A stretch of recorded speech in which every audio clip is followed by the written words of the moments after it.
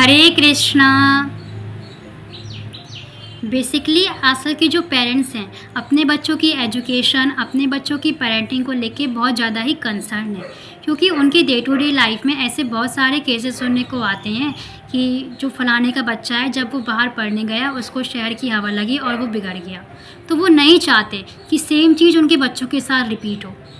जब तक बच्चा उनके सर्कल में रहता है तब तक तो वो वैसे बेस्ट पॉसिबल वे निकालते हैं कि हम अपने बच्चों को अच्छे से अच्छी पेरेंटिंग दे सकें। लेकिन जब बात उनकी एजुकेशन की आती है, जब बात बच्चों को बाहर भेजने की आती है, तब वो थोड़ा डर जाते हैं कि जिस उम्मीद से हम बच्चों को बाहर भेज रहे हैं कि हमारा बच्चा कुछ कर सके, कुछ बन सके, अपने पैरों पे खड़ा हो सके, हमारा नाम कमा सके, क्या हो अगर महज वो एक लूज़र बन के रह जाए। क्या कारण है आजकल के बच्चे इतना बिगड़ रहे हैं? क्या कभी जानने की कोशिश करी? क्या कभी इसके पीछे का वैलिड रीज़न निकालने की कोशिश करी? चलो आज हम जानते हैं। जो मेन रीज़न है बच्चों के बिगड़ने का, वो ये है कि उनकी जो ABCD है वो बहुत ज़्यादा ही कमज़ोर है। ABCD का मतलब वो ABCD जो हमने स्कूल में पढ़ी नहीं। यहाँ A का मतलब है एसोसिएशन, B का मतलब है बुक्स, C का मतलब है चैंटिंग और D का मतलब है डाइट। और सबसे मेन रीज़न है बच्चों के बिगड़ने का वो है कि उनकी डाइट अच्छी नहीं है। हाँ, सही सुना आपने। चलो इस चीज़ को हम एक एग्जाम्पल से समझते हैं। इस्कॉन के जो संस्थापक आचार्य हैं अभय चरणारविंद भक्ति वेदांत स्वामी श्रील प्रभुपाद, जब वो पाश्चात्य देश गए तब उन्होंने कभी भी अपनी डाइट को लेकर कॉम्प्रोमाइज़ नहीं किया। इवन जब उन्होंने अपना पहला मंदिर खोला मैचलेस गिफ्ट शॉप में, तब उन्होंने 500 भक्तों को रोज़ रोज़ खाना खिलाया। वो भी अलग अलग 15 आइटम्स बनाते थे। कभी उसमें रसमलाई हो गई, तो कभी उसमें रसगुल्ला हो गया, कभी उसमें हलवा हो गया। और जो लोग खाना खाने आते थे वो सब कुछ ऐसे ही छोड़ के चले जाते थे। तो प्रभुपाद जी हमारे इतने विनम्र थे कि वो हर चीज़ बहुत ही सहजता से करते थे, धीरे धीरे। लेकिन समय समय निकला, उनके एक शिष्य थे जिनका नाम था कीर्तनाथ महाराज। जब उन्होंने देखा जितने वृद्ध हैं तो उनके अंदर एक सेवा की भावना आई। तब वो प्रभुपाद जी के पास गए और उन्होंने कहा, Prabhupad ji how can I serve you. तब प्रभुपाद जी बहुत खुश हुए।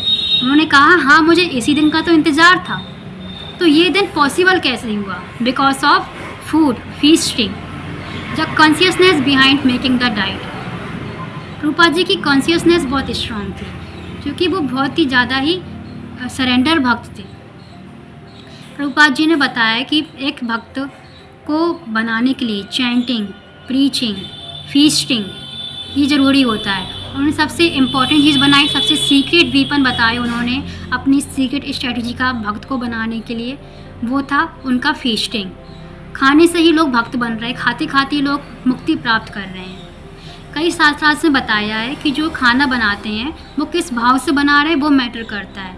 उन्होंने कहा है कि कम से कम जो खाना हम खाते हैं उसके पीछे भक्ति भाव होना चाहिए। एटलीस्ट जो खाना बना रहा है उसमें ये होना चाहिए कि वो रोज़ ब्रह्म मुहूर्त में मॉर्निंग प्रोग्राम अटेंड करे। दूसरा, कम से कम वो 16 माला जप करे। जो हमारे चैतन्य महाप्रभु थे, जो कि श्रीमती राधा रानी और श्री कृष्ण का मिक्सचर अवतरित रूप थे, वो ऐसे जैसे किसी के यहाँ खाना नहीं खाते थे। वो ऐसे भक्त का खाना खाते थे जो कम से कम 64 माला जप करता हो। लेकिन आज के टाइम पे जहाँ एक माला करने में नानी याद आती है, वहाँ कहाँ हम 64 माला करेंगे। तो श्रील प्रभुपाद जी बहुत ज़्यादा ही मर्सीफुल थे। उन्होंने बहुत ही मिनिमम स्टैंडर्ड बनाए। उन्होंने कहा कि ऐसा इंसान खाना बनाने की कैपेबल है जो कम से कम 16 माला जप करता हो, उसकी ब्राह्मण दीक्षा हो। तीसरा, वो वैष्णवास के प्रति, गुरु के प्रति बहुत ज़्यादा ही सरेंडर हो और उसके ऊपर गुरु परंपरा की कृपा हो। अगर हम ऐसे भक्त के हाथ का बना हुआ खाना खाते हैं तब हमारी जो कॉन्शियसनेस है, तब हमारी भक्ति में चेंजमेंट आता है। वैसे आप में सबने कथा तो सुनी होगी अजामिल की। वो कितना ज़्यादा ही दूषित इंसान था। वो क्यों था? क्योंकि उसने वैश्याओं के हाथ का बना हुआ खाना खाया था, इसलिए उसके पतन हुआ। इसलिए हम कहते हैं कि जैसा अन्न वैसा मन।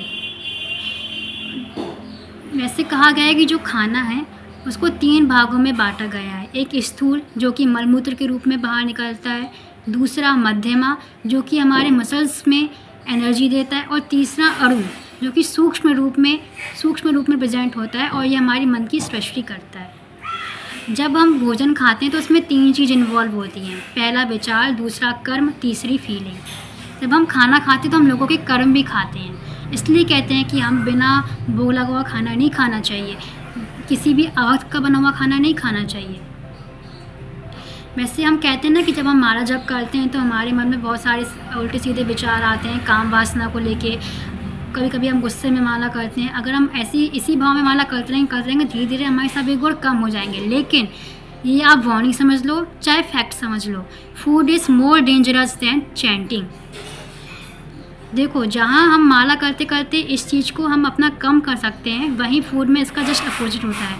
अगर हम जिस भाव से खाना खा रहे हैं, सपोज हम बहुत गुस्से में खाना खा रहे हैं तो हमारा गुस्सा मल्टीपल होगा, मतलब 10 गुना ज़्यादा बढ़ जाएगा।